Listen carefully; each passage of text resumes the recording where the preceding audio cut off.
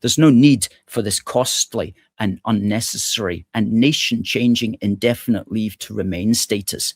Therefore, we propose it should be abolished entirely and the system should be simplified as follows. We replace indefinite leave to remain with a new category called contingent residence. Okay, this is original thinking from a force for good. We abolish indefinite leave to remain and we replace it with contingent residence, contingent upon the legal immigrant continuing to be able to pay their own way, and contingent upon them ensuring the requirements of the visa that they're on. And if they can't pay their own way, and if they break their visa requirements, then they have to leave. We call it contingent residence or contingent leave to remain. The point is it's contingent. It's contingent on the person's visa status until such time as that person becomes a British citizen after, say, 25 years residence. That's how most people presume the system already works, and they would be appalled to find that it doesn't. They would be appalled to find out the actual joke that residence in the United Kingdom has become. Okay, so there should no longer be any right to permanent settlement after 5 years. It should only be after you become a British citizen, which needs to be at least 25 years. Until citizenship, there should be no access to the benefit system such as universal credit or disability benefits, which is what you get at the moment after 5 years. Until citizenship, there should be no automatic access to social housing or housing benefits. Legal immigrants must be expected to house themselves at their own expense. Until citizenship, there should be no automatic right to free access to the NHS. A surcharge should continue to be paid. Free access should only be available for British citizens. Until citizenship, there should be no access to student loans and grants. Until citizenship, there should be no access to the state pension. Until citizenship, there should be no automatic right for you to bring in your foreign relations to join you in the UK. Again, this is a right once you get indefinite leave to remain. It should only happen under citizenship. Even then, it should be restricted.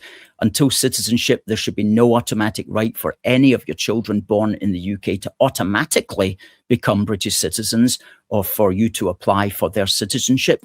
All things that happen right now under indefinite leave to remain.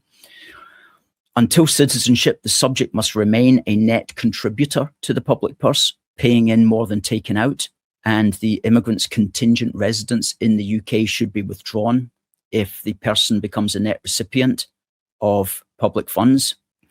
And if they become a net recipient of public funds, their immigration status will become illegal and they'll be asked to leave, and on failure to leave will have to be deported. So basically, this will ensure that until such time as the person becomes a British citizen, they'll always have been a net contributor to the public purse.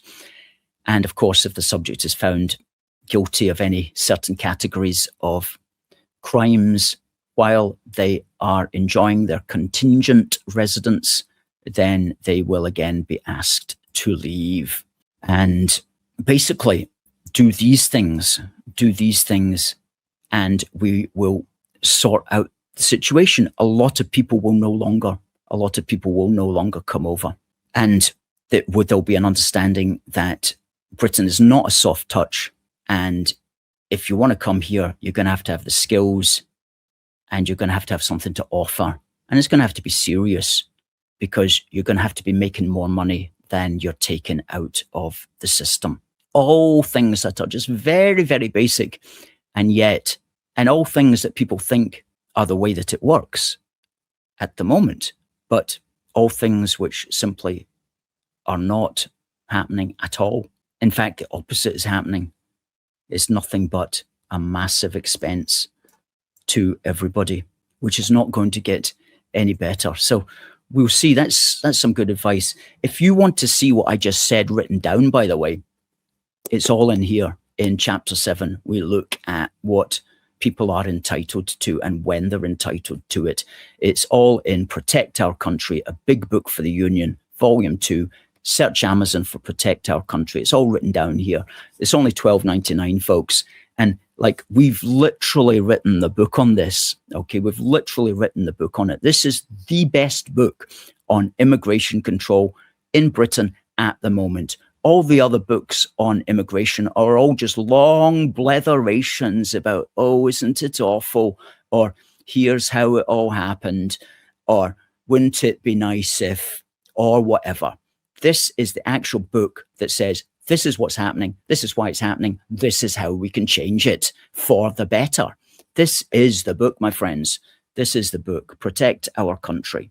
Policies to Stop Mass Immigration. And you can help us by buying it, sending a copy to your MP or your MSP or your member of the Senate or your member of the Northern Irish Assembly, or to some legislator that you think needs to hear about it. And even if the legislator doesn't want to know what's in here, at least the person, he or she, will know that there's people out there writing this stuff. The solutions are out there, and that he or she has got constituents who care about this as well. So this is one way to not only educate our lawmakers, but also help us in a way as well, because it's $12.99, but we get a £5 for every book